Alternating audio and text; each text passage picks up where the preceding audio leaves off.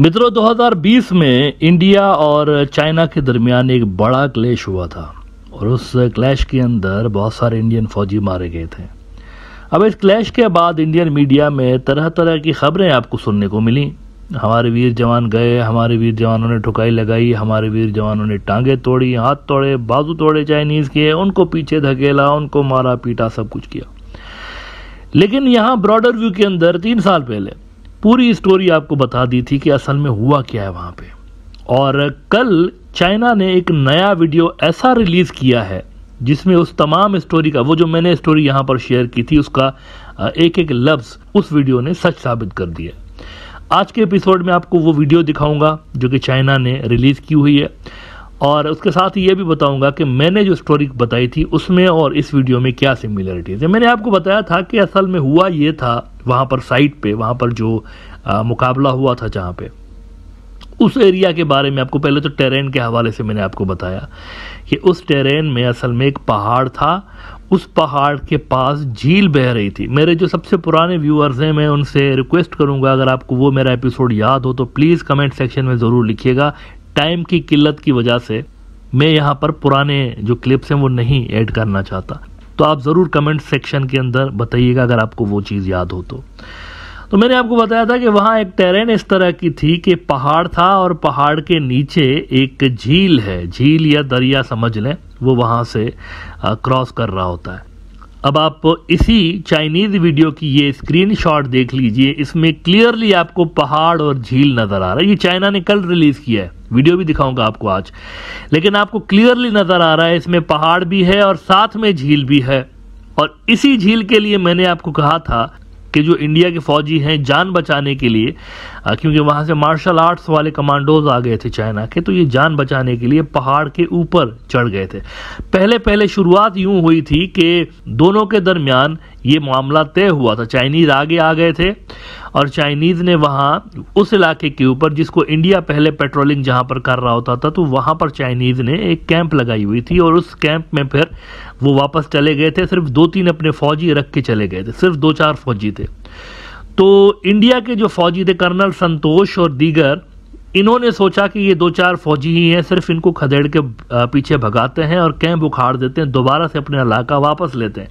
तो हीरो बनने के लिए वहां पर गए थे। इन्होंने वो कैंप उखाड़ा, बल्कि जला दिया चाइना का कैंप, और इन्होंने उस कैंप के अंदर मौजूद 4-6 जो चाइनीज फौजी थे उनको मारा पीटा और उनको भगा दिया वहां पे। अब वो मार खा के चाइनीज फौजी पीछे की जो लाइंस थी वहां पर अपने जो कमांडर थे उनके पास गए और उनको सारा वाकया बता दिया।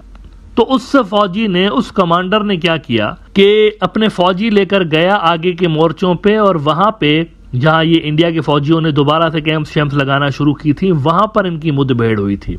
और उस मुठभेड़ में फिर बहुत सारे जो फौजी हैं वो पहाड़ पे चढ़ गए थे और वहां पहाड़ से ये पत्थर नीचे फेंक रहे थे, पत्थरों से मुकाबला कर रहे थे। उनके लीथल वेपन्स नहीं रखते इंडियन फौजी और चाइनीज फौजी, फ्रंट लाइंस पे लीथल वेपन्स नहीं रखते। ये शुरू से लेकर 1960 से लेकर इनका ये मुआहदा हुआ पड़ा है जानी नुकसान कम करने के लिए, और दोबारा टेंशन बहुत ज्यादा ना बढ़ जाए।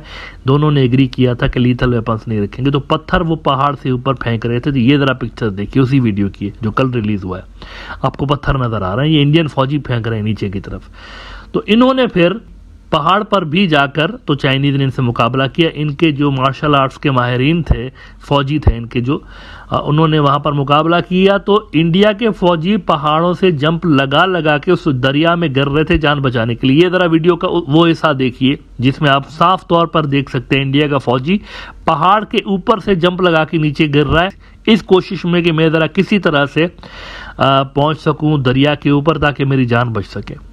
लेकिन फिर आप जरा इस वीडियो में देखिए कि चाइनीज दरिया में छलांग लगाने वाले इंडियन फौजियों के पीछे भी जाके तो उनको वहां पर भी धबड़धूस कर रहे हैं, उधर भी उनकी पिटाई कर रहे हैं। आगे आगे इंडियन फौजी, पीछे पीछे चाइना के मार्शल आर्ट्स वाले फौजी। जमदाड़े मेरे आगे, देश पांडे मेरे पीछे, अकेली जवानी मेरी, कुछ वो वाला हिसाब किताब इंडियन फौजियों के साथ वहां पर आगे आगे इंडिया के फौजी भागते फिर रहे थे, जान बचाने के लिए भागते फिर रहे थे, पीछे पीछे चाइनीज। ये हुआ है वहां पर, कोई मुकाबला नहीं हुआ था वहां पे।